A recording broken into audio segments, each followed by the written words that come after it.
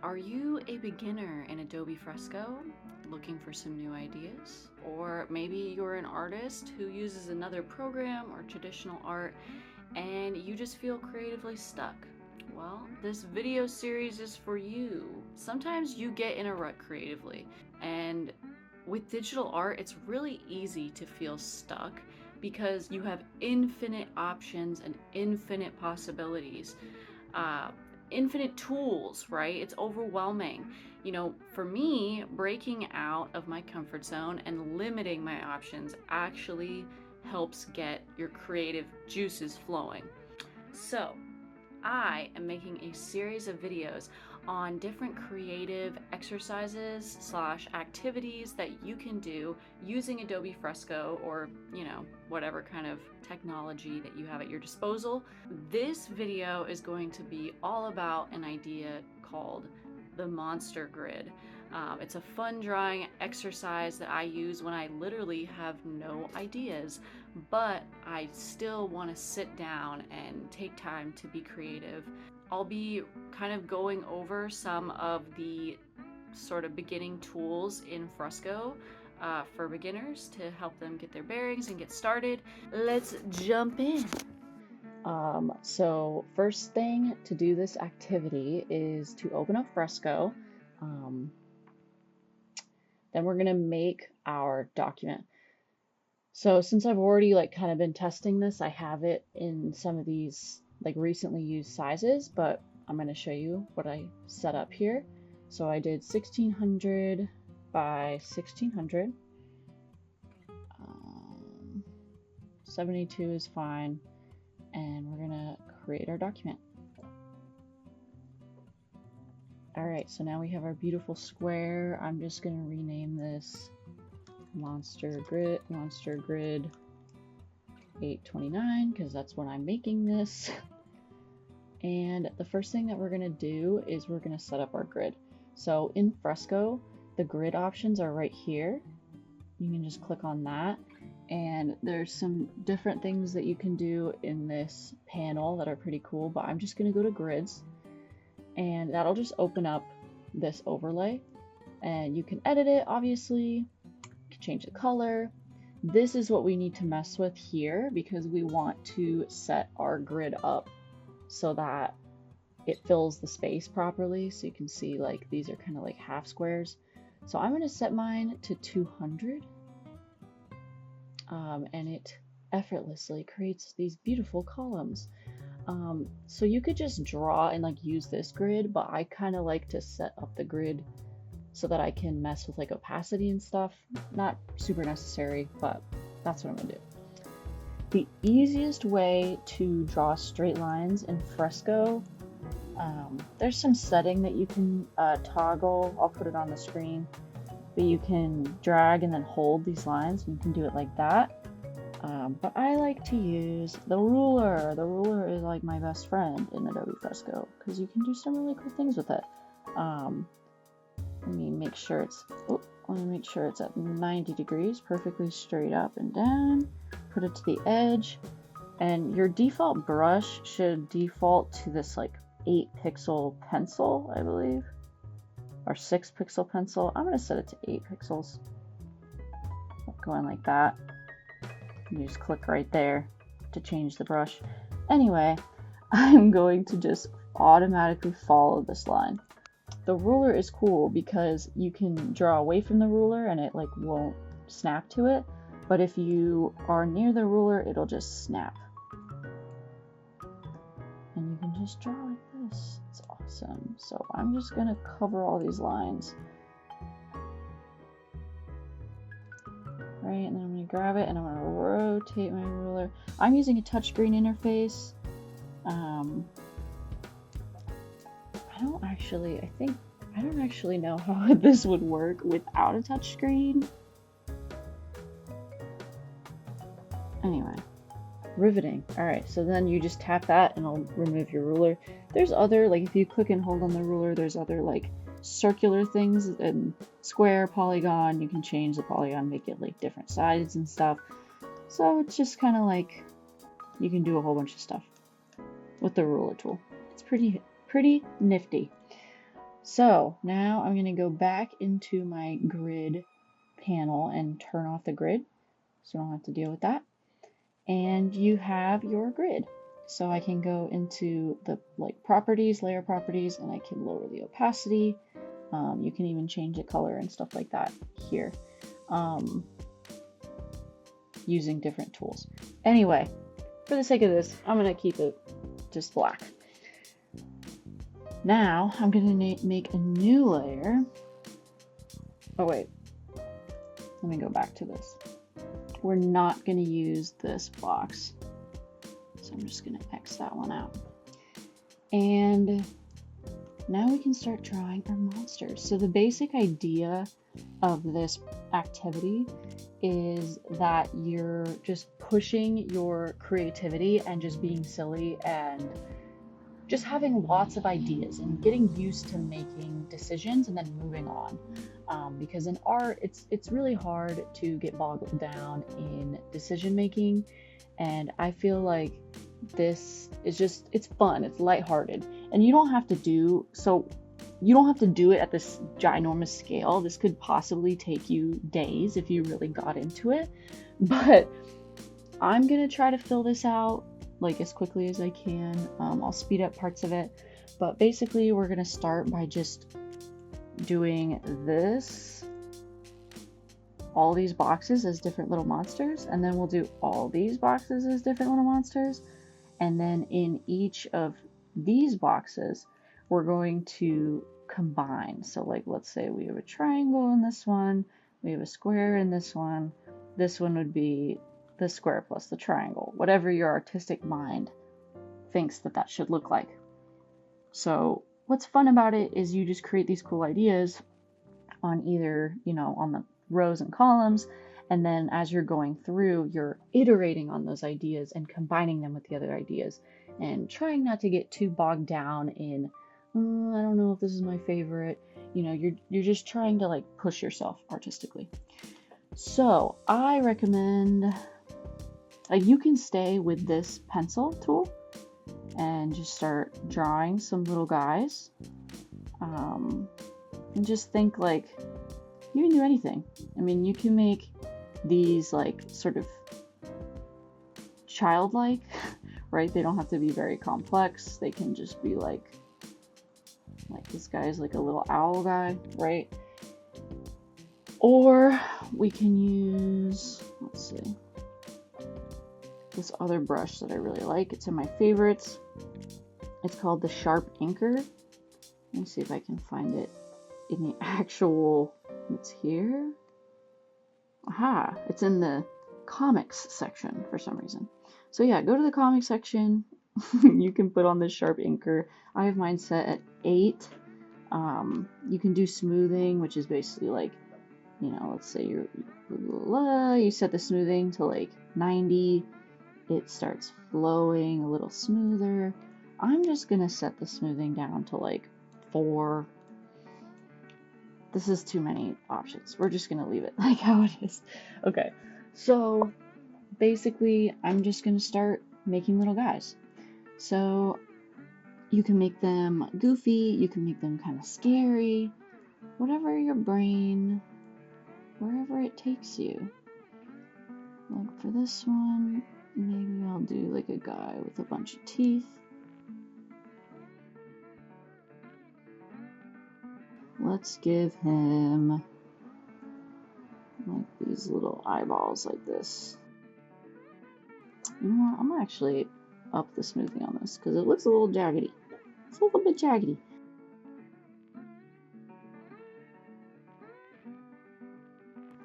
So I want to erase something, so I'm going to go to this down here, double tap that so it's blue, and now your brush is an eraser. Best thing ever about Adobe Fresco.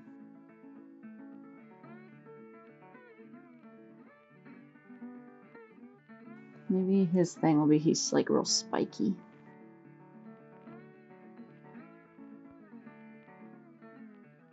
Another thing that you can do with this is really explore the idea of silhouettes first.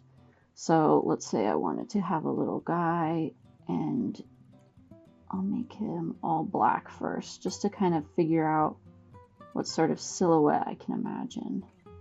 Maybe, I mean, that looks kind of like a Sphinx cat. Maybe we could have him have like an arched back.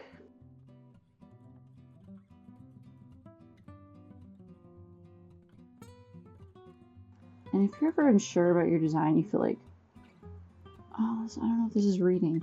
It's good to zoom out and look at the silhouette and be like, actually, I think this needs to be more like this. And this kind of method is fun because I feel like a lot of this project, what makes it so fun, is trying to make sure all your monsters are distinct enough to where you can combine them and you can tell, you know, which ones were combined to make that new design. So I'm just gonna erase the inside, like right on it. Oh my gosh, it looks like Pikachu.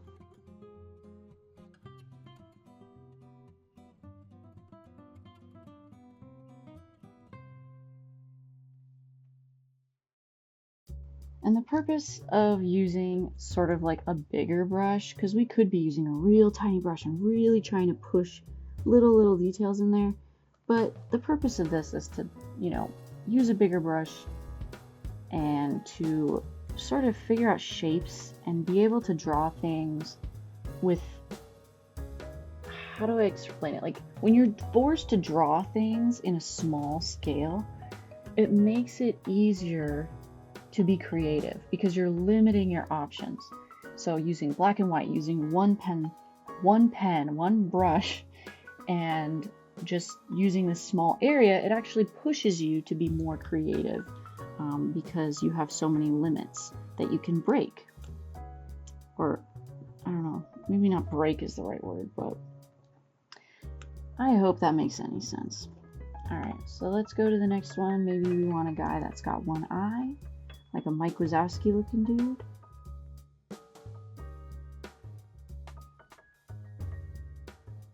And should he have a mouth? No, he shouldn't have a mouth. That's my decision. Because this is my world. And in your world, you can have a mouth. You can do whatever character you want.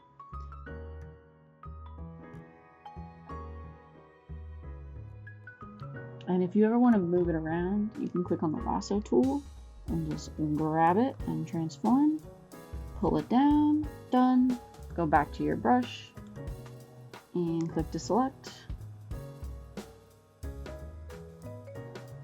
So this is a serious monster. He goes to work. That's why he wears a hat. And he needs feet. So maybe I'll give him like, oh yeah, the little high-heeled mini boots.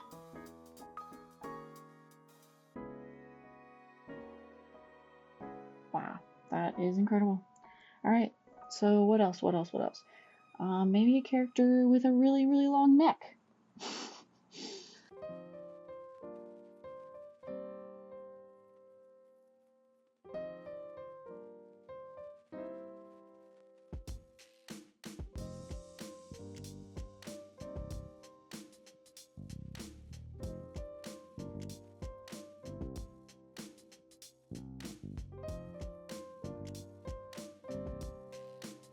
He could have like the legs of like a horse. I don't know. I'm being creative. You know, I'm obviously an expert at drawing horses, as you can tell by my biology that I'm creating here. I don't like this. I don't know. The head, I don't know. Maybe a horse head. Or what I think a horse head looks. Oh, this looks like a cool dragon thing now. Okay.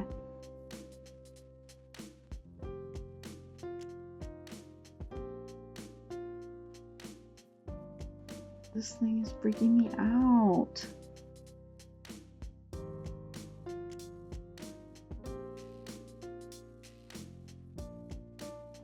Wow. Now that's a creature. Alright. Let me go over here, do this block. See, maybe we could make something that's like, has wings.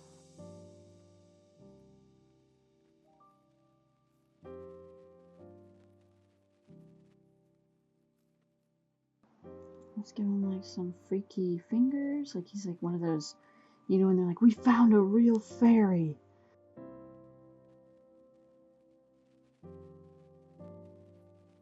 So that guy's cool.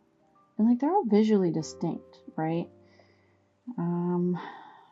Maybe we could do one that's like electricity themed or something. These are all spiky.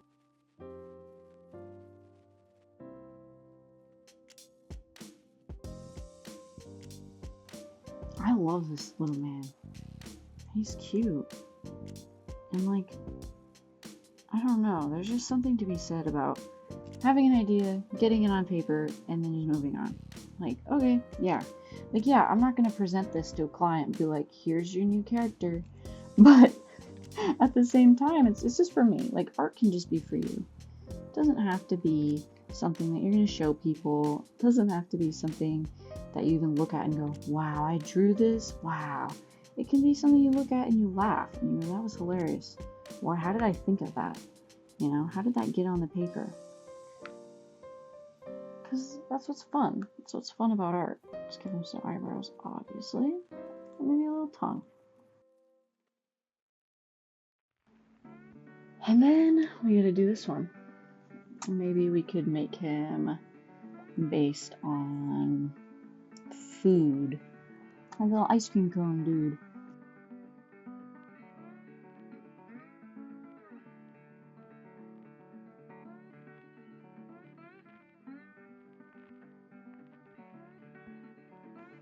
Showing the contours of his little waffle body.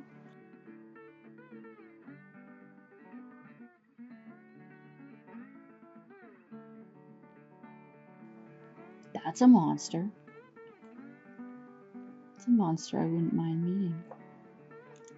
Alright, so we have all our little guys. That's pretty exciting. Now, we gotta do this side.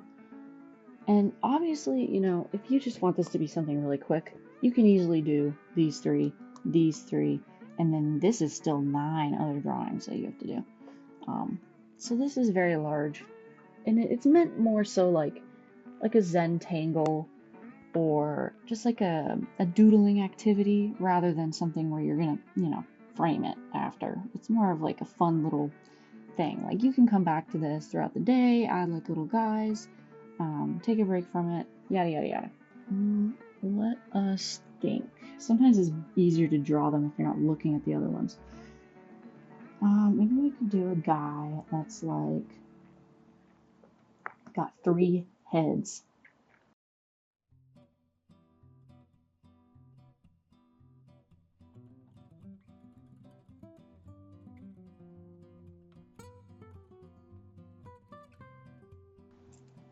Done. Perfect. Okay, let's make a guy. Maybe he's like a robot or something.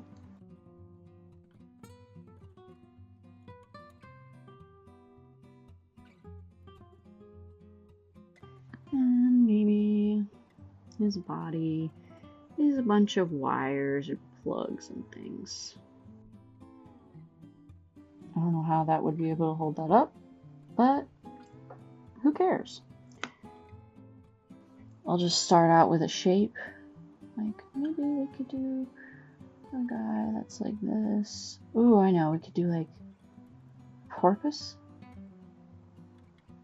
Some sort of porpoise. Sometimes if you just start with the silhouette, you'll like your brain will make connections for you, so you don't have to.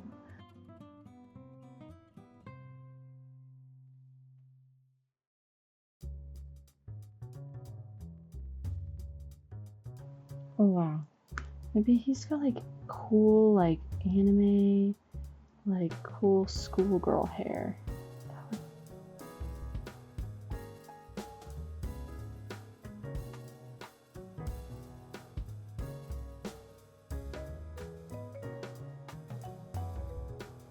I'll rotate it a little bit so it fills the space a little more.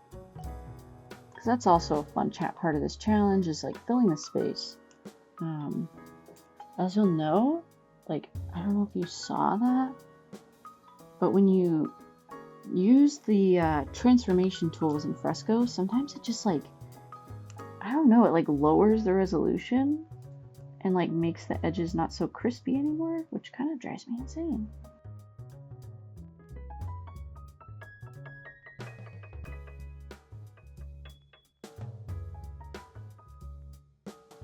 Maybe she has like a mystical orb of wisdom. Alright, okay, I need to stop. Okay, next. Maybe we could do, we've done ones with wings, we've done some with underwater. Maybe we could do one based on a plant, because we haven't really done that yet.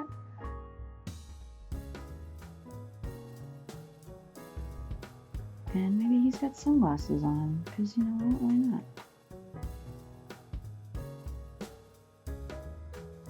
Alright, so I erased some of those petals because I want to have space where I can make his body. Ooh, I should give him a gun. I mean a weapon. Maybe not a gun. How if... And oh, his thing could be flower power. That's the joke. Okay, cool. That makes sense in my mind. Okay.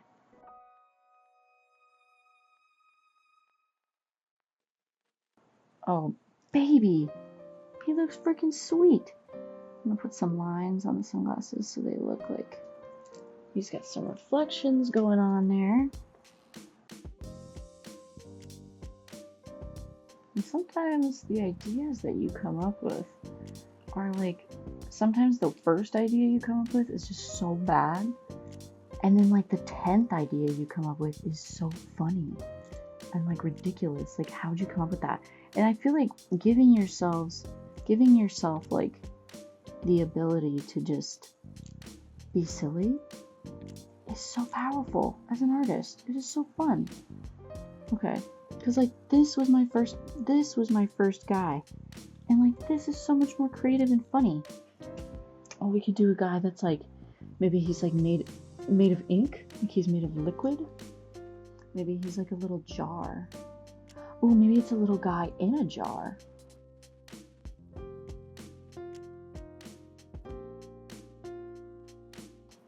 This is scaring me. Okay. No, but he's gonna be happy. Don't worry. He's happy to be in the jar. He'd be too powerful if you released him. I don't like it. I like the idea of the jar. I'm scrapping that little man. Okay. Okay, not all of our ideas can be bangers every single time, okay? Not everyone can be as cool as the anime dolphin girl. So, I'm trying here, guys.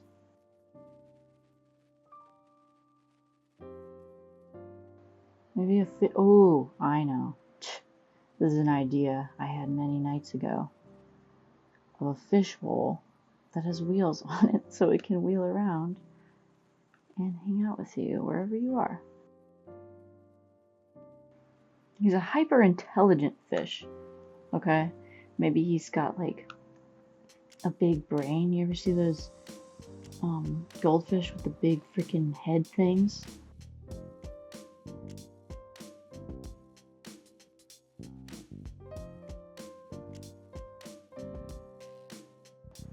Well, would you look? There's our little man, and he can control it. I'm thinking like he can control it. With his mind, because he's a freaking genius fish. A little fluffy guy, like a little sheep or something that's fluffy. I don't think we have one that's based on hair.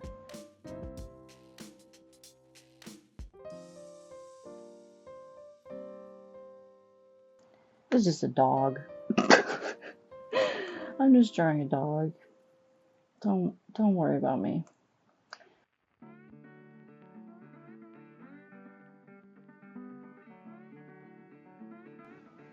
Maybe like the ears could be the legs. Hear me out, hear me out, hear me out.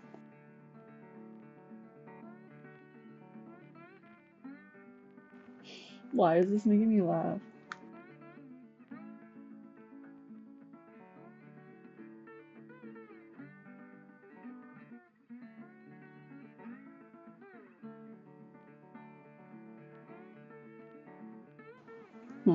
Alright.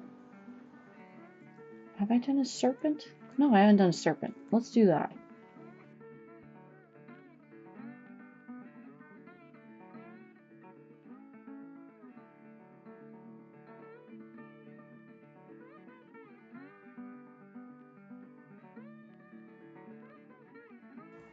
Oh, he's cool. I like this little man.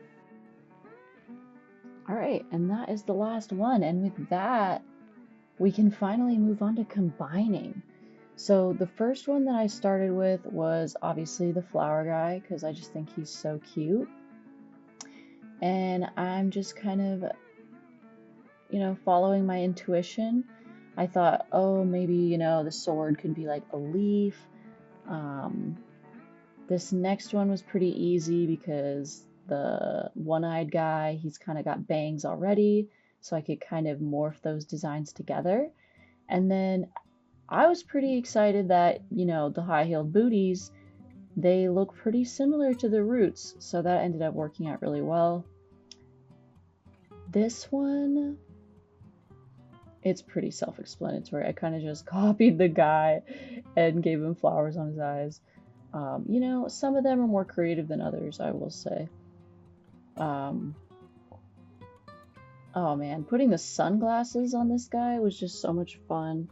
Give him a little flower back, little leaf legs.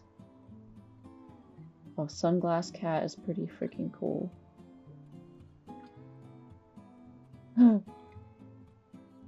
I just love watching these come together. It's so fun. The ice cream guy, when I first drew him, I thought he was fun, but then he became kind of challenging, because you have to maintain the visual appeal that he is ice cream, despite all the ridiculous ads that I had to make to combine him with the other ones. And one cool thing about this project and limiting yourself is just starting out just completely in black and white. If I personally tried to incorporate color at this point, I would get overwhelmed and spend way too much time on one monster before moving on to the next one. So I really wanted to make these all draw them all out and then color them at the end.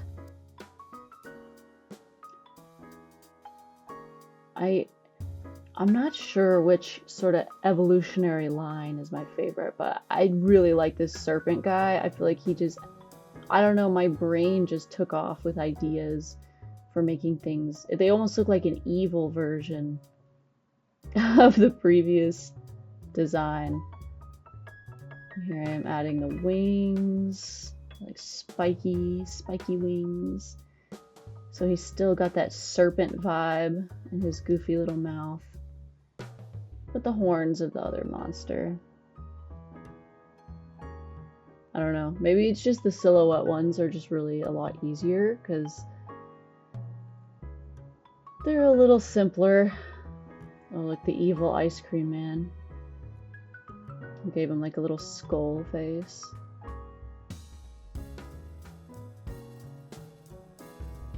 Little spiky head.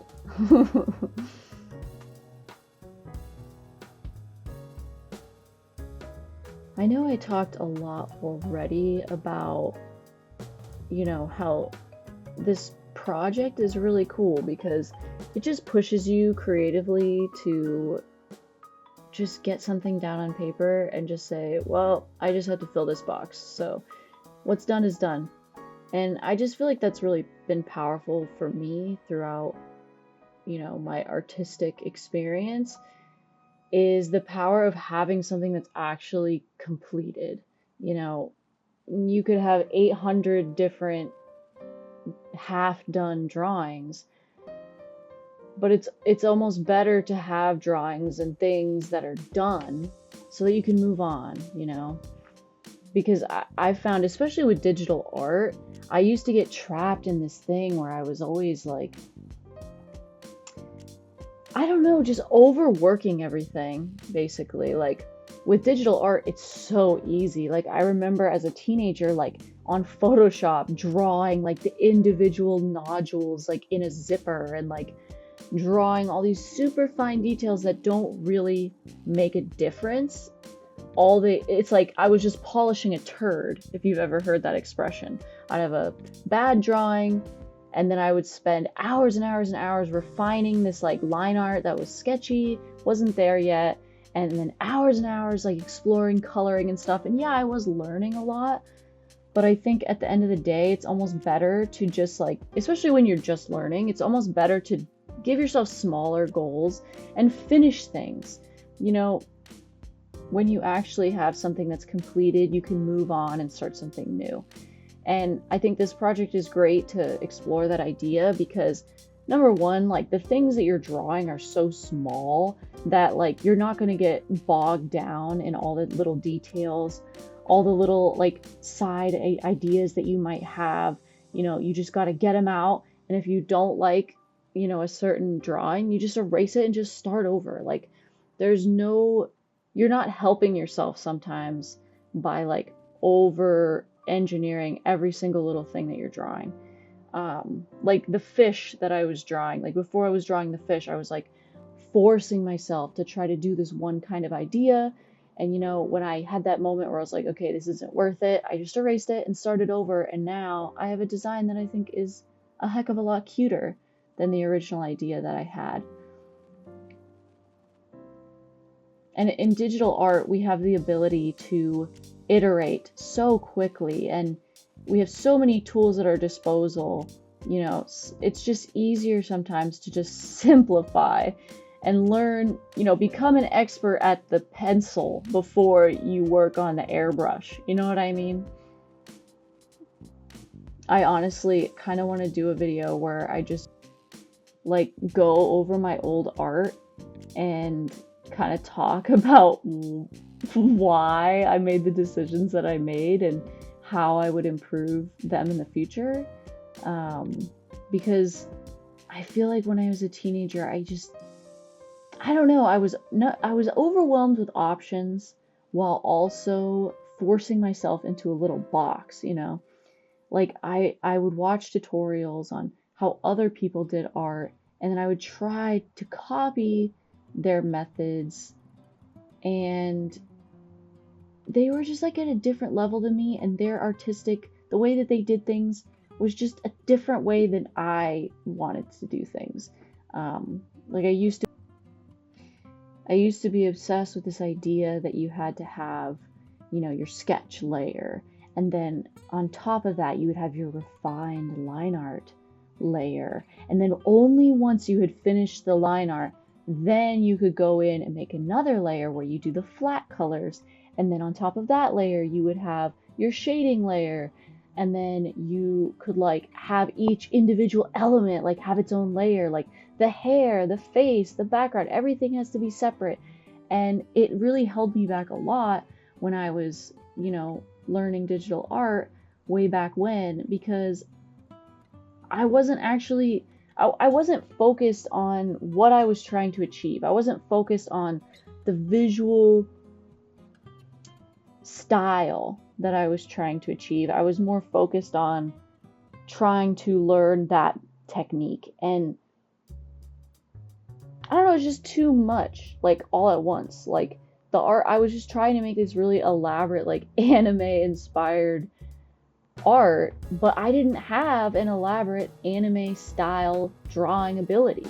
So when I would shade, yeah, I was using the right layers and the brushes and whatever, but like I wasn't shading anything that had to be shaded because my lines and my drawing was so poorly executed that the shading didn't add anything to it. You know, I hope that makes sense. So now lately when I'm approaching digital art, it's more like an approach of, okay, what do I want this to look like? You know, or how long do I want to spend on this? because honestly, like I've had experiences where like I would draw free drawings for people on Reddit Gets Drawn or something, and people just like really responded to them positively, even though they were super simple, like simple little line sketches with like really simple colors in the background. And like I realized that it's not how fancy schmancy your shading and your execution is. It's like the drawing itself is what shines, you know. It's your ability to draw and your ability to express your thoughts and what you're trying to do, basically. Sorry, I'm like rambling. I'm watching myself draw these fish tank inspired monster combinations. And this one was honestly so hard, but I really love how the ice cream guy came out. Like I put him in like a bowl that's on wheels. It's like a ice cream sundae on wheels. I thought it was fun.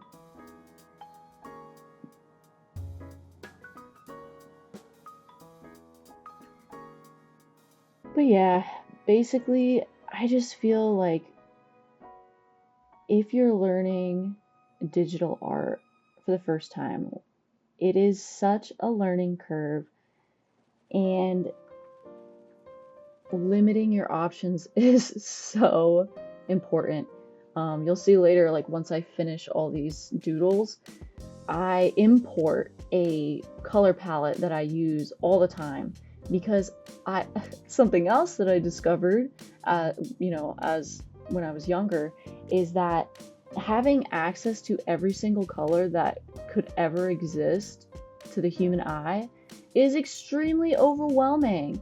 And I was constantly using these colors that were so vibrant, so bright. Like, oh, this is supposed to be orange. Let me just freaking get the most colorful orange that's ever existed, and then combining it with another crazy bright color.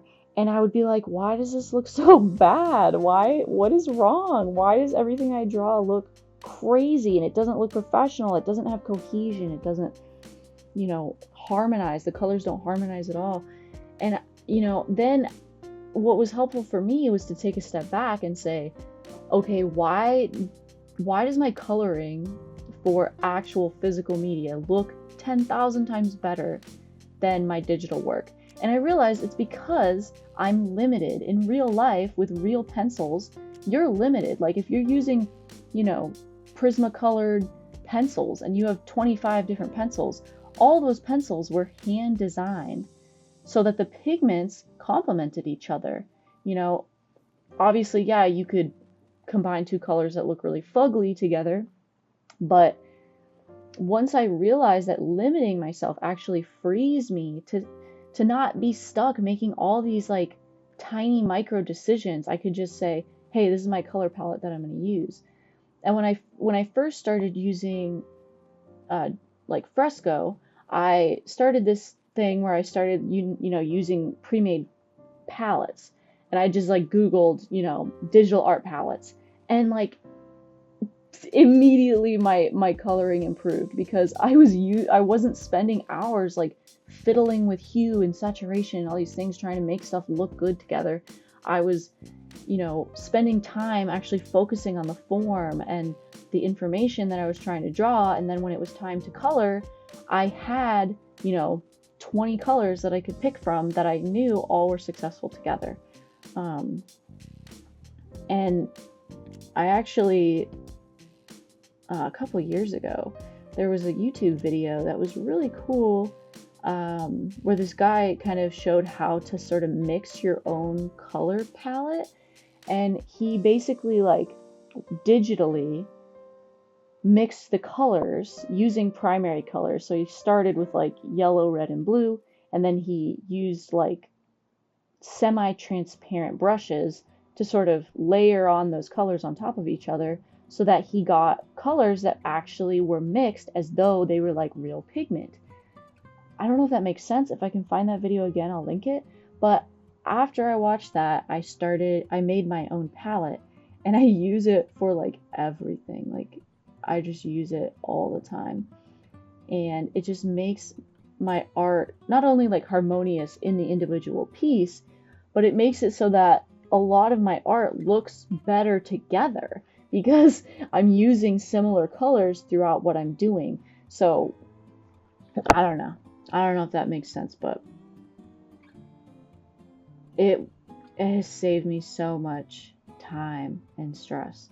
Just like using palettes that I've made personally so that I can just go, go, go. Um, in one of the next videos in this series, I kind of showed a a picture of what it looked like at the beginning of this video. I draw these settings, and when I was approaching that project, I basically was like, okay, I have these real drawings that I've made with markers, alcohol markers, and colored pencils. Why do they look 10,000 times better than what I am doing on the computer? And I realized it's, again, my limited color palette. So I just took those drawings that I made in real life, put them into Fresco, and color picked using the eyedropper the colors that I liked and made a limited palette for myself. So that's something else that's really fun, and I would suggest you do if you're really struggling, transitioning from real life watercolors to digital watercolors or whatever, is take something that you really like that you've already made in real life, put a picture of it into Fresco, and use those colors as the basis for what you want to do in your digital artwork. And, with that project too, I really tried to emulate the alcohol markers, and how they interact with each other with the brushes that I'm using. And I was able to kind of mess around and have a lot of fun doing it. I played around with the blending modes of brushes and stuff. Anyway, I'm getting ahead of myself. That's going to be a later video, but stay tuned for that one. Oh my gosh, I didn't talk about it because I was rambling about random stuff, but I love the television head design line. I just feel like it came out so funny. I love the cat one. That's probably one of my favorites from this project, is this cat TV head. I just think it's so cute. And this puffy one is hilarious. I love the puffy one with the two eyeballs sticking out and the sharp teeth. It reminds me of something I can't quite put my finger on, but I just love doing these combination ones because, like I said earlier, I would never just draw these combinations natively. I would never sit and think oh, let me put this and this and this together. So the combination designs are just so funny to me and fun and unique. And I don't know what, you could potentially use these for something. I remember when I first did this project, I was like, oh, I can make a game out of this. Somehow, you're combining the guys in the game, and they have different effects and stuff. And I still obviously want to learn more about game development, but that's just an idea for a rainy day. But yeah, you could easily do this. This would be such a cool thing if you're making I don't even know. You could make these into stickers. I don't freaking know. You could take one design that you made in the grid and you could say, oh, I just love this so much. And you could expand it into make a bigger drawing of it, make a detailed thing about it, make it show what it would look like as a baby or an adult, show it in its environment, make it, a charm or something. I don't know. It's about being creative and making ideas that you typically may have not ever thought about. I don't think I ever would have drawn a shadow dolphin with edgy haircut. I don't know if I would have naturally come across this idea. A dolphin with wings? That's kind of sick. It's a cute dolphin with bangs. Okay, creative.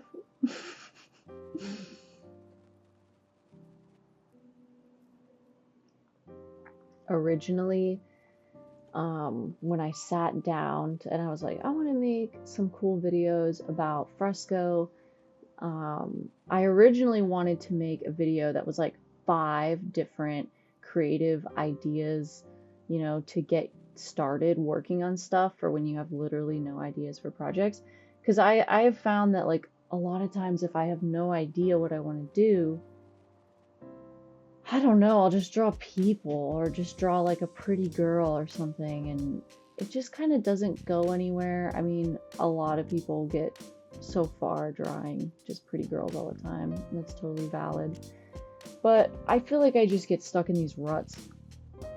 And, you know, I think it was last year, I kind of challenged myself to draw stuff that I don't typically draw, because I noticed when I was drawing, I would draw the thing that I felt comfortable drawing, and then anything that I felt uncomfortable drawing, my mind, I would immediately be like, okay, how can I get rid of this?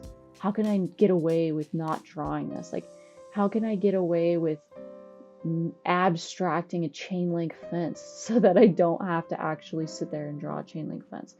And the reality of it is, if you actually sit there and draw something, even if it looks kind of janky, it's gonna look better than if you just pretend like it's not there. And that's something that I used to do all the time. When I first started drawing, I would, do the classic thing where it's like, you draw the girl and then you draw her face, and then you're like, okay, I know how to draw the torso and kind of know how to draw legs, but arms and hands, I don't feel confident with, so maybe I'll just pick a pose where I don't have to draw that.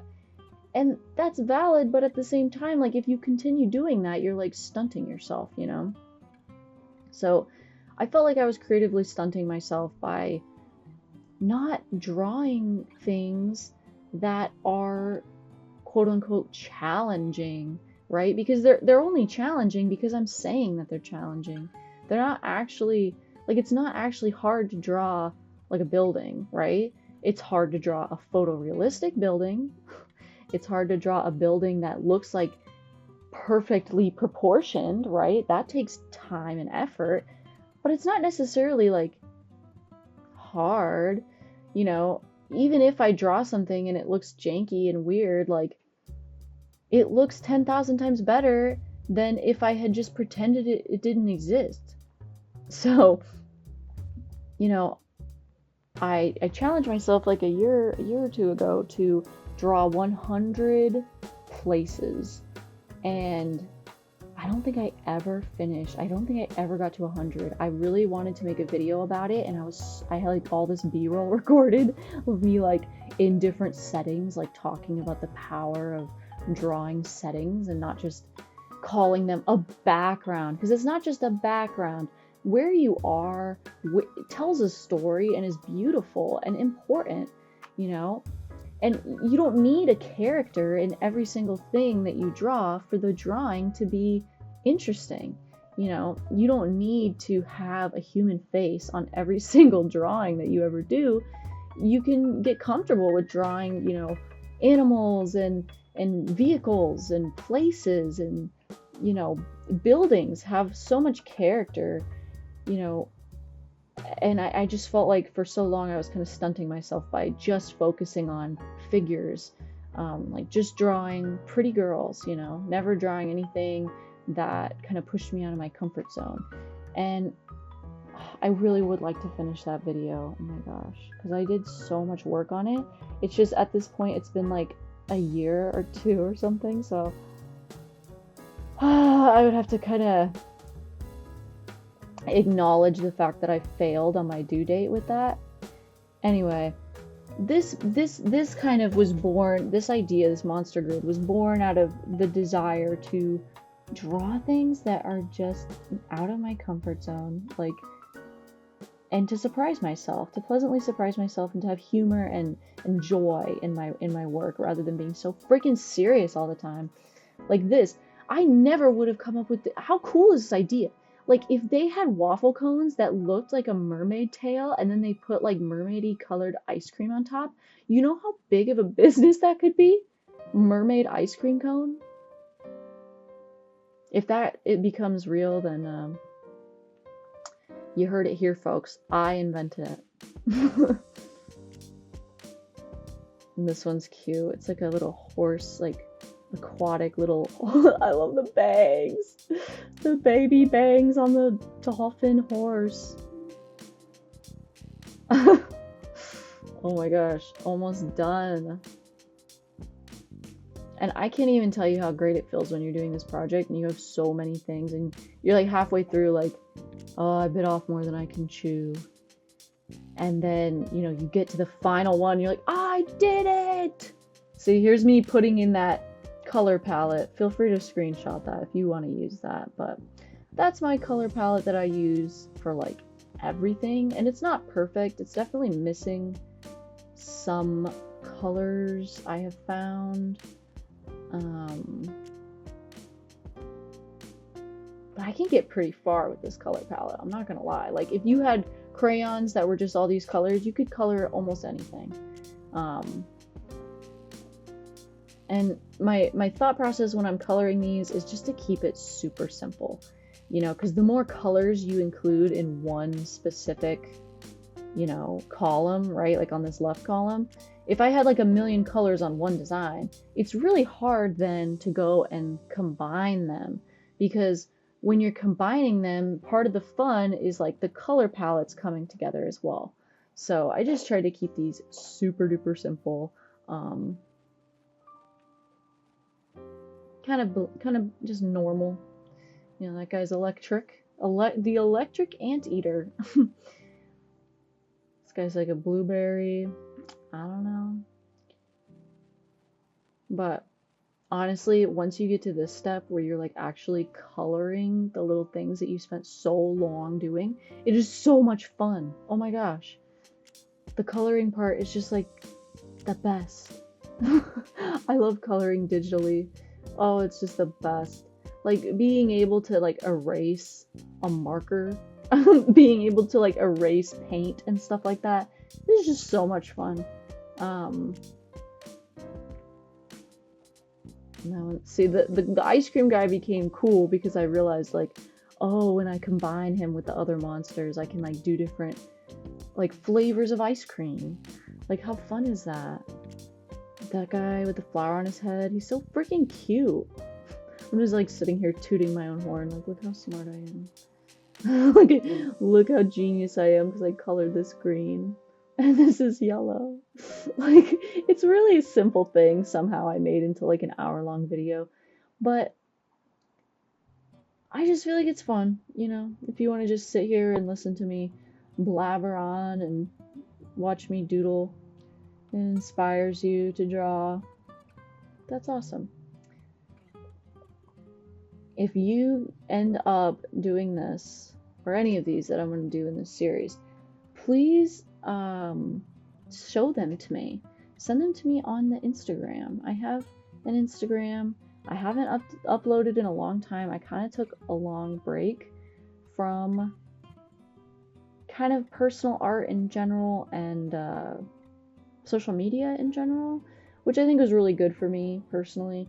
I don't know.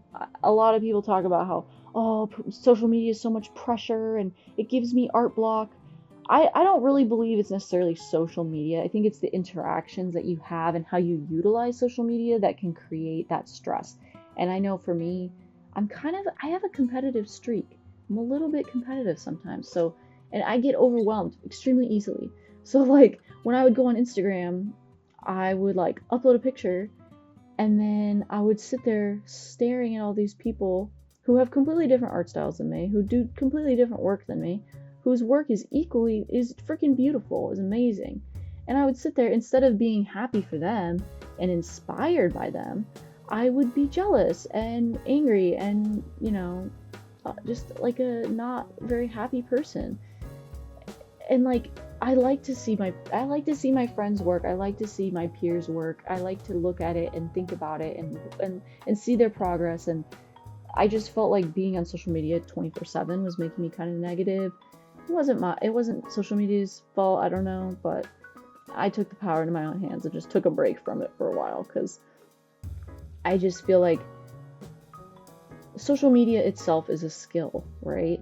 And trying to make art, trying to also market yourself, doing all these things, it's a lot all at once. Like even making a YouTube video, like it is not something that is easy to do. Like, yeah, I don't know, like I'm a graphic designer by trade. I have my own business, right? I do graphic design and video editing all the time.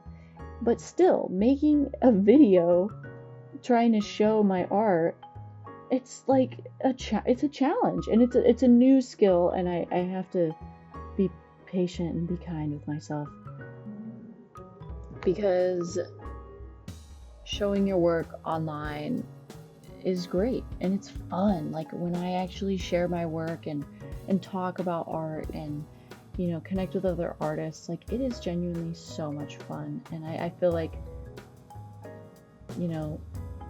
there's a lot of amazing artists on YouTube who I just think are so cool, and I want to be able to make videos too and put stuff out. And my first video that I put up, I got some good feedback from it, and I got people saying that they learned something. So even if one person watches this and is inspired to draw anything, that is worth it for me.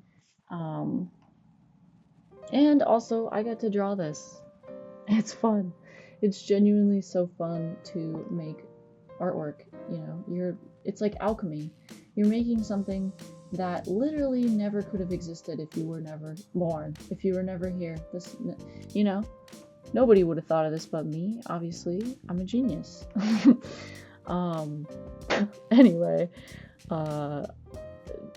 I could talk about just art in general all day, and this mystical thing that happens when you're making art, where you and your personal experience and your level of mileage with drawing and your approach and your history, your personal way of doing things, it affects what you make, and it makes everything that you make yours and interesting and cool. Like I used to get frustrated at myself because I'd be like, why doesn't my art look like other people's work? Why doesn't my art look like this? And the fact of it is like, you don't want your art to look like other people's work, because I guarantee you're looking at somebody else's drawing or somebody else is looking at your drawing and saying, oh, I wish I could draw like that. So everyone has their own perspective and their own abilities, and I think it's really cool to see anybody's art, And wow, look, it's done. It's done. It's so exciting. Let's just check it out. I love looking at these. I think they're so fun. I love when they're colored. Like, I don't know. I wish they were stickers. I wish I could just take them right off the page and stick them onto my laptop. I feel like that'd be really fun. But yeah, this is basically the end of the video. From here, once you're done, you can just lock it away and never look at it again. Or, you can post it on social media and tag me at Haley Levy Art on Instagram. I would love to see your work. So yeah, tell me in the comments which little guy is your favorite, and if you have any ideas or things in Fresco that you would like me to talk about or, make a video on. Thanks so much for watching, and I hope that today you decide to get creative.